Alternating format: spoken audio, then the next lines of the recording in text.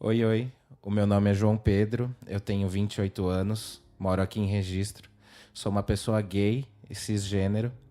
E essa é a minha história, que começou com bonecas e recomeçou também com uma peruca laranja. Boa parte da minha infância foi sobre brincar de faz de conta. Desbravar reinos fantásticos, matar monstros com espadas mágicas, montar dinossauros e também fazer de conta que eu não era eu. Eu acho que muita gente vai entender o que é isso.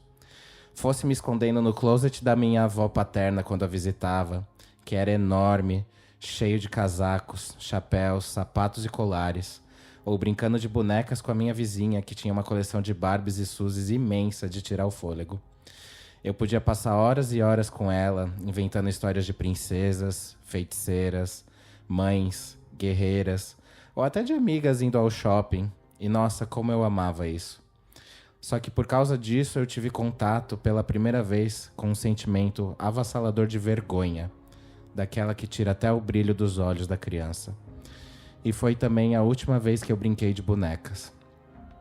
Meus primos estavam me visitando na fazenda. Eu morei a minha infância toda na zona rural de Sete Barras, e a casa mais próxima, que era da minha vizinha, ficava a 300 metros da minha. Os outros moradores da região se encontravam a mais de 1 quilômetro de distância. Enquanto os meus primos pescavam, eu estava com a minha vizinha fazendo o que eu mais amava, que era brincar com a sua coleção de bonecas e fazer papinha de farinha de trigo. Mas, como toda criança, não me atentei ao tempo. Até porque não havia motivos para eu me importar com isso. Horas e minutos eram coisas de adulto na minha cabeça. Só que em minha distração, os meus primos voltaram da pescaria e desde antes eu sabia que eles não achavam legal eu brincar de bonecas. Afinal, isso é coisa de menina. Mas dei pego no flagra e humilhado o caminho todo de volta para casa, onde esses 300 metros mais pareciam 30 quilômetros. Eu aprendi o amargo sabor da vergonha, mesmo não compreendendo o porquê de senti-la. O porquê de meus primos estarem caçoando tanto de mim, porque afinal era só mais uma brincadeira de faz de conta. Por causa disso, a minha história em diante foi marcada por vergonhas e desdém. Não brinque dessa forma, não ande desse jeito.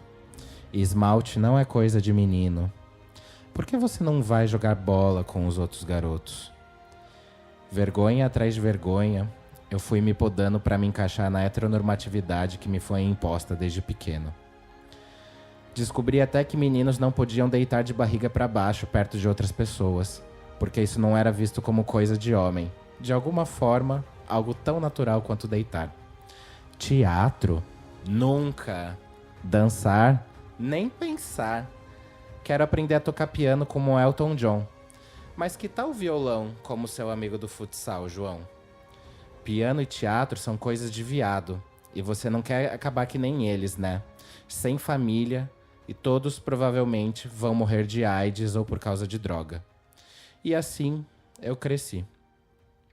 Os anos foram alimentando esse ódio que tinha por tudo que eu gostaria de amar e por tudo que no fundo eu gostaria de ser. Eu sonhava em ser famoso, em estar no palco, em inspirar as pessoas, mas o que me diziam é que isso é coisa de frutinha. Você deve mesmo ser um advogado como o seu tio, ou até um juiz de direito como a sua prima. Você fica tão lindo de terno, João. Um verdadeiro homem. Lembro também da vergonha que Deus me trouxe. De ajoelhar no banco da igreja quando eu era criança e chorar, perguntando para ele: Deus, se você me fez assim, por que você me odeia tanto? Por que eu não posso ser feliz como eu quero? O que eu fiz para não merecer vosso amor? Tudo isso só porque eu não me encaixo como os outros meninos? E sem resposta, eu voltava para casa, mais uma vez envergonhado. Também de questionar aquele que tudo sabe. As coisas começaram a mudar quando eu comecei a gostar das divas pop.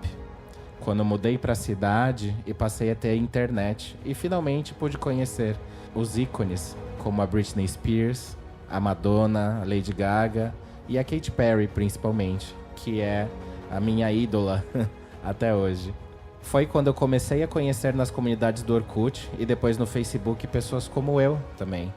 Meninos e meninas que não se encaixavam nos padrões que tanto queriam que a gente coubesse. Que eu não estava sozinho. E que por mais que muitos de nós tivéssemos as nossas dores, ainda tínhamos espaços para amor e alegria, para o riso e também para muita criatividade.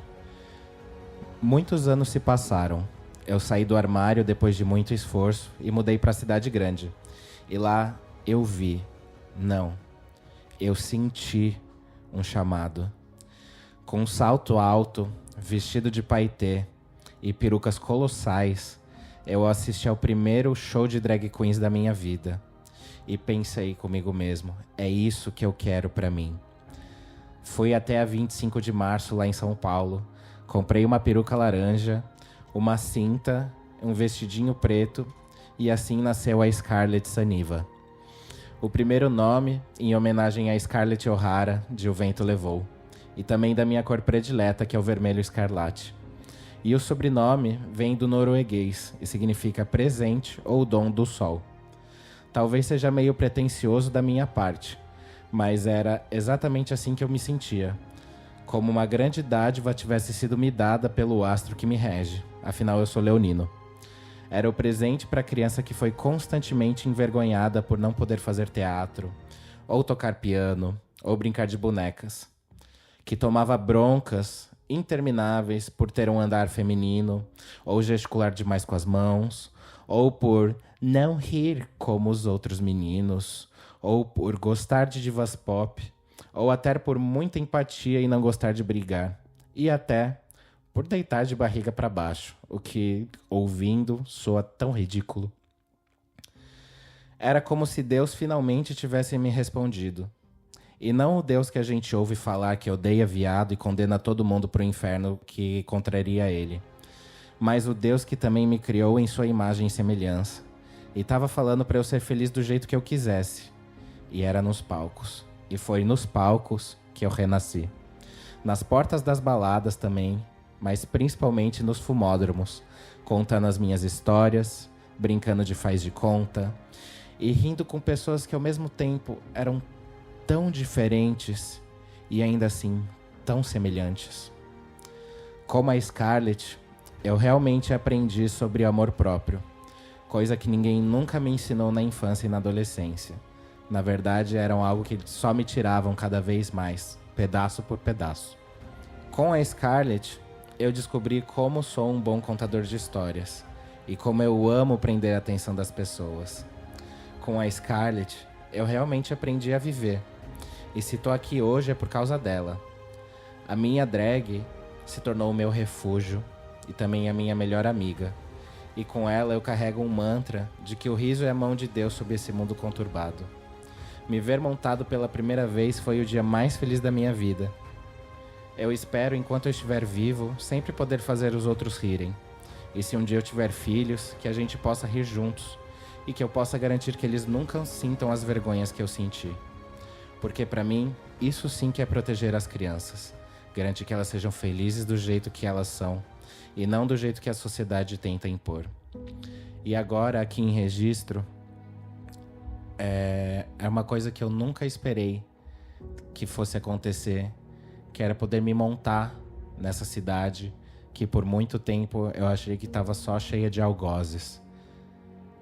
Poder vivenciar a irmandade LGBTQIA+, nessa cidade, poder participar da parada, poder fazer parte de projetos, poder abraçar pessoas que nem me conhecem, mas que ficaram encantadas com a minha drag. E isso é uma coisa que me motiva ainda mais a ser quem sou. A nunca mais me esconder, só para agradar os outros.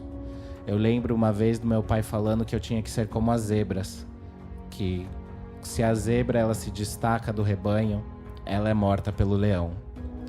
Mas pai, eu não sou uma zebra, eu sou o leão.